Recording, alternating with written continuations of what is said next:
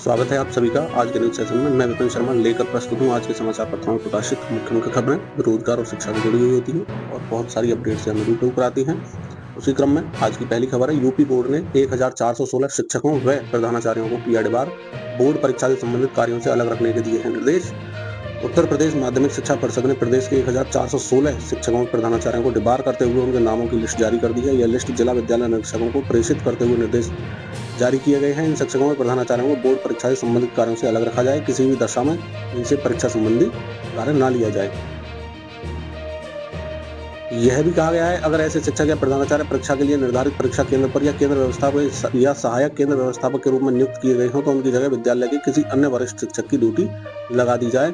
सचिव ने निर्देशों का गंभीरता से पालन करने को कहा है ताकि बाद में कोई विवाद न हो। सचिव ने चेतावनी दी है कि इस मामले में कोई लापरवाही होती है तो संबंधित के विरुद्ध नकल निवारण अधिनियम 2024 सहित संगत धाराओं व विभागीय नियमों के तहत कार्रवाई की जाएगी, जिसकी पूरी जिम्मेदारी संबंधित अधिकारी की होगी। निरीक्षण दल से बदसलूकी पड़ेगी भारी, होगी जेल। यूपी बोर्ड की हाई स्कूल और इंटरमीडिएट की परीक्षा के दौरान निरीक्षण दल से बदसलूकी भारी पड़ेगी। ऐसा करने पर उत्तर प्रदेश सार्वजनिक परीक्षा अनुचित साधनों का निवारण अधिनियम 2024 की धारा 13 पैरा 4 के तहत कारावास और जुर्माना होगा। माध्यमिक शिक्षा निदेशक महेंद्र देव ने प्रश्न पत्रों की गोपनीयता और शुचिता बनाए रखने और नकलविहीन परीक्षा कराने के लिए केंद्रों के निरीक्षण के संबंध में दिशा निर्देश जारी किए हैं। उत्तराखंड में यूसीसी जनरल नॉलेज के लिए भी आपके लिए सवाल तैयार हो गया है। स्वतंत्र भारत में समान नागरिक संहिता लागू करने वाला पहला राज्य बन चुका है। जान लेते हैं इस खबर को थोड़ा सा विस्तार से। उत्तराखंड में सोमवार से समान नागरिक संहिता यूसीसी लागू कर दी गई। इसके साथ ही उत्तराखंड स्वतंत्र भारत में यूसीसी लागू करने वाला पहला राज्य बन गया। आजादी से पहले यह गोवा में लागू था। क्या है नियमावली? यूसीसी लागू करने के लिए ग्रामीण क्षेत्र में एसडीएम, रजिस्ट्रार, ग्राम पंचायत विकास अधिकारी, सब रजिस्ट्रार होंगे। नगर पंचायत और पालिकाओं में एसडीएम, रजिस्ट्रार होंगे।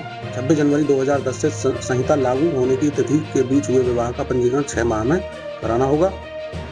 संहिता लागू होने के बाद होने वाले विवाह का पंजीकरण विवाह तिथि से 60 दिन के भीतर कराना होगा।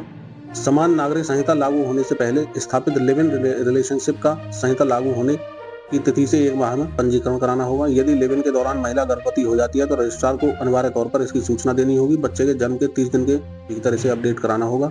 वसीयत 3 तरह से की जा सकेगी, पोर्टल पर फॉर्म भरकर, हस्तलिखित या टाइप्ड वसीयत अपलोड कर, या 3 मिनट के वीडियो में वसीयत बोलकर अपलोड करनी होगी या तभी मान्य होगी। 6 महीने तक नहीं लगेगा शुल्क। जिन पंजीकृत व्यक्तियों का विवाह यूसीसी लागू होने से पूर्व पंजीकृत हुआ या तलाक की डिग्री घोषित हुई या विवाह निरस्त हुआ हो तो उनसे 6 माह तक रजिस्ट्रेशन शुल्क नहीं लिया जाएगा। बेटियों को संपत्ति में समान अधिकार है।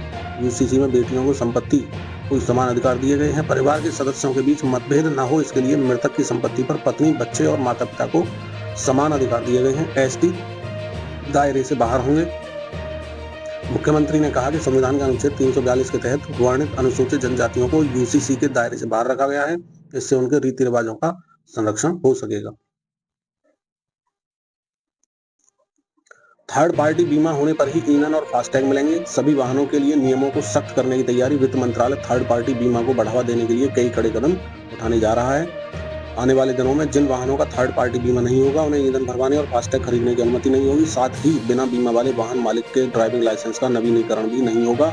वित्त मंत्रालय ने थर्ड पार्टी बीमा को बढ़ावा देने के लिए कई बड़े कदम जो है उठाने की कोशिश की है और उठाने जा रहा है।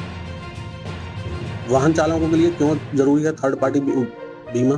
मोटर वाहन अधिनियम 1988 के तहत सभी वाहनों के लिए थर्ड पार्टी बीमा अनिवार्य है, जो कम से कम 3 महीने का होना चाहिए। यह बीमा दुर्घटना में किसी तीसरे पक्ष को हुए नुकसान की भरपाई के लिए होता है। अनिवार्य होने के बावजूद भारतीय सड़कों पर आधे से अधिक वाहन बिना बीमा के चल रहे हैं। मोबाइल पर GENAI ऐप्स डाउनलोड करने में भारत का दुनिया में दूसरे स्थान। भारत हैं generative artificial intelligence apps mobile पर डाउनलोड करने में वर्ल्ड में यूएसए के बाद दूसरे स्थान पर है। पूरी दुनिया में ट्रेंडिंग ऐप्स को मॉनिटर करने वाली संस्था सेंसर टावर ने इसकी रिपोर्ट दी है। रिपोर्ट के अनुसार कैलेंडर ईयर 2024 में भारत में 177 मिलियन GENAI ऐप्स डाउनलोड किए गए, जो ग्लोबल डाउनलोड का 11.8% है। बुमराह टेस्ट, मधाना वनडे में सबसे दमदार क्रिकेटर। आईसीसी पुरस्कार। साल 2024 में दोनों खिलाड़ियों ने किया है जोरदार प्रदर्शन, तो कांग्रेचुलेशन इन दोनों ही खिलाड़ियों के लिए।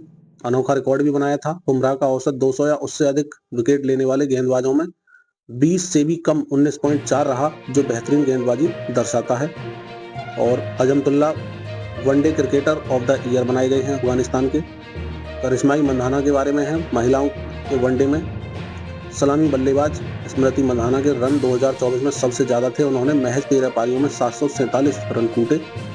2024 में वनडे औसत 57.86 व स्ट्राइक रेट 95.15 रहा। 100 से अधिक बाउंड्री, इनमें से 95 चौके और छक्के भी लगाए गए। रिकॉर्ड 28 वर्षीय मंधाना ने इस साल 4 शतक लगाए, जो महिलाओं के वनडे क्रिकेट में एक अपने आप में रिकॉर्ड है। पुलिस व्हाट्सएप या ईमेल से नोटिस नहीं भेज सकती। सुप्रीम कोर्ट ने कहा कि ऐसे पूछताछ के लिए नहीं बुला सकती पुलिस। सुप्रीम कोर्ट ने महत्वपूर्ण फैसले में कहा कि आपराधिक मामले में पुलिस व्हाट्सएप या अन्य इलेक्ट्रॉनिक माध्यमों से थानों में उपस्थिति या पूछताछ के लिए नोटिस जारी नहीं कर सकती। अदालत ने कहा कि पुलिस सिर्फ सीआरपीसी की धारा 41A या BNSS की धारा 35 के तहत तय नियम माध्यम के तहत निर्धारित तरीके से नोटिस जारी कर सकती है। BNSS में सिर्फ परीक्षण जांच के लिए इलेक्ट्रॉनिक साधन जो है उनका उपयोग करने की ही अनुमति है। इंटर परीक्षा शुरू होने के 1 घंटे पूर्व ही प्रवेश जरूरी। खबर है बिहार बोर्ड की तरफ से। इंटर परीक्षा 1 फरवरी से शुरू होगी। केंद्र पर परीक्षा शुरू होने के 1 घंटे पहले प्रवेश करना होगा। मुख्य द्वार आधे घंटे पूर्व ही बंद हो जाएगा। विलंब से आने वाले छात्रों को प्रवेश नहीं मिलेगा। तो बिहार के सभी छात्रों को ध्यान रखना है इस न्यूज का कि टाइम से पहुंचे और अपने माइंड को संतुलित रखते हुए परीक्षा में शामिल हों। इसी के साथ आज का ये न्यूज सेशन यही समाप्त होता है। मैं विपिन शर्मा विदा लेने से पहले आपसे आग्रह करूंगा, अगर आपको हमारा सेशन पसंद आ रहा है तो वीडियो को लाइक कर दें, चैनल सब्सक्राइब कर लें, जिससे आने वाले टाइम में सारी वीडियो आप तक पहुंच सकें, और जो बेल नोटिफिकेशन है उसको ऑल पर ऑन कर लें। जय हिंद, जय भारत, वंदे मातरम।